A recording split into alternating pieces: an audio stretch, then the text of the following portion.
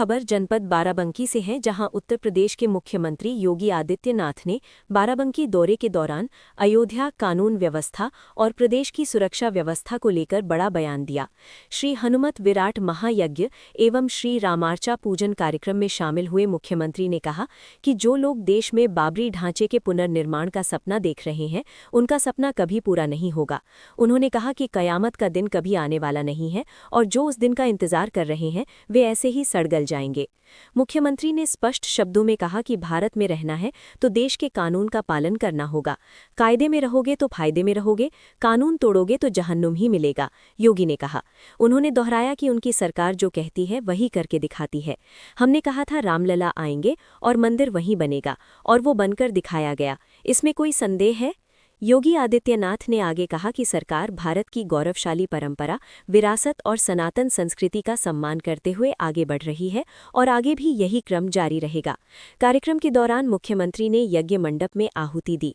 संत बलराम दास ने उन्हें मखाने और लावा की माला पहनाकर स्वागत किया। इसके बाद जनसभा को संबोधित करते हुए योगी ने कहा कि 2017 से पहले प्रदेश में कोई सुरक्षित नहीं था। गरीबों की जमीन पर कब्जा हो जाता था और अराजकता चरम पर थी। सरकार बदलते ही अराजकता गायब हो गई। आज प्रदेश में बेटी सुरक्षित है, व्यापारी सुरक्षित है और समाज खुद को सुरक्षित महसूस कर रहा है। मुख्यमंत्री ने ये भी कहा कि पहले कर्मचारियों को समय पर वेतन तक नहीं मिल पाता था, जबकि आज सभी को समय पर वेतन दिया जा रहा है और करोड़ों लोगों को पेंशन का लाभ मिल रहा है। उनके अनुसार उत्तर प्रदेश आज विकास और सुरक्षा दोनों के रास्ते पर आगे बढ़ रहा है। गौरतलब है कि हाल ही में पश्चिम बंगाल के मुर्शिदाबाद जिले के बेलडांगा में टीएमसी विधायक हुमायूं कबीर द्वारा बाबरी मस्जिद की तर्ज पर मस्जिद की आधारशिला रखने का मामला सामने आया था, जिस पर राजनीतिक विवाद भी हुआ। हालांकि टीएमसी ने इस घटना से पहले ही विधायक को पार्टी से निलंबित कर दिया था। Bureau report, Barabanki. विकास को गति प्राप्त होगी। विरासत विकास का विलक्षण समावेश, ये है नए भारत का नया उत्तर प्रदेश। सत्य सनातन धर्म की, सत्य सनातन धर्म की, भारत माता की, भारत माता की, वंदे वंदे वंदे। नमः पार्वती पति हर हर। जानकी मंदिर दुल्हनीपुर दरियाबाद में श्री हनुमत महायज्ञ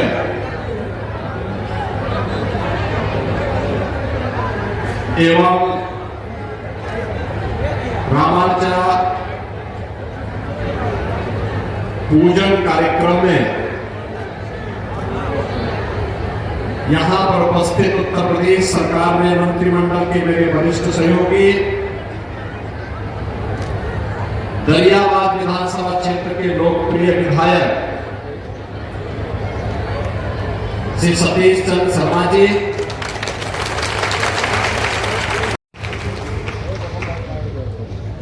बाबा हरशंकर दास जी महाराज, एकदम संत स्वभाव के हनुमान जी के परम भक्त और पहलवानी में पारंगत थे। सैकड़ों नौजवानों को उन्होंने इसके माध्यम से धर्म के मार्ग पर चलने के लिए, राष्ट्र की रक्षा के लिए कैसे नागा सन्यासी अपने आप को समर्पित करते रहे हैं। बाबा हरशंकर दास जी महाराज का जीवन चरित्र उसका उदाहरण है और आज उनकी पुण्य स्मृति के इस कार्यक्रम के साथ मुझे जुड़ने का सौभाग्य प्राप्त हुआ है। मैं इस अवसर पर उनकी स्मृति को पुनः कोटि कोटि नमन करते हुए विनम्र श्रद्धांजलि अर्पित करता हूं।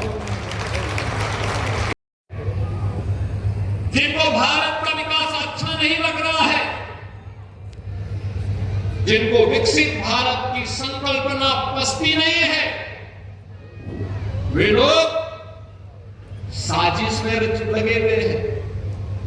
कुछ लोग साजिश कर रहे हैं, कुछ लोग साजिश का शिकार हो रहे हैं और कुछ लोग उस साजिश के लिए बिक करके कार्य कर रहे हैं, हमें तीनों प्रकार की दुष्प्रवृत्तियों को रोकने के लिए अपने आप को तैयार करना होगा। देश कभी कमजोर नहीं था, याद रखना है, देश कभी कमजोर नहीं था, हमारे पास सब कुछ था।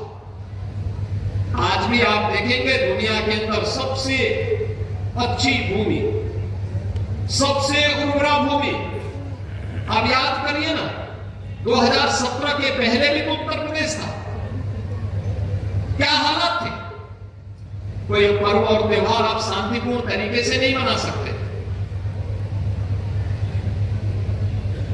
कोई सुरक्षित नहीं था, न बेटी सुरक्षित, न व्यापारी सुरक्षित, न अन्नदाता किसान सुरक्षित, न नौजवान सुरक्षित, न घर सुरक्षित, न खेत सुरक्षित, न मंदिर सुरक्षित, न विद्यालय सुरक्षित। हर तीसरे चौथे दिन किसी न किसी जिले और किसी न किसी शहर में कर्फ्यू लगता था, दंगे होते थे, राह चलते हुए व्यक्ति को लूट लिया जाता था, परिवार के लोग घरों में सशंकित होकर के बैठते थे। अगर परिवार का कोई सदस्य बाहर गया है और सूर्यास्त होते होते वापस घर में नहीं आया है तो सशंकित होकर के बैठ जाते थे, क्या हो गया, टेलीफोन पे टेलीफोन, टेलीफोन पे टेलीफोन।